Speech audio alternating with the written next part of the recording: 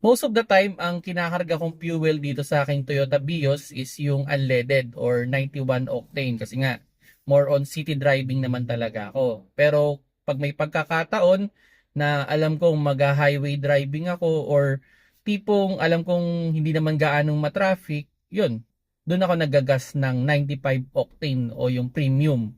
Actually, wala namang problema yan kahit maghalo-halo yan eh. Wala namang magiging issue yan sa ating sasakyan. So, nasa sa inyo yan kung ano yung mas preferred ninyo. Kasi para sa akin, mas mura naman talaga yung unleaded or 91 octane. Minsan, piso or 2 piso per liter yung difference compared with the premium.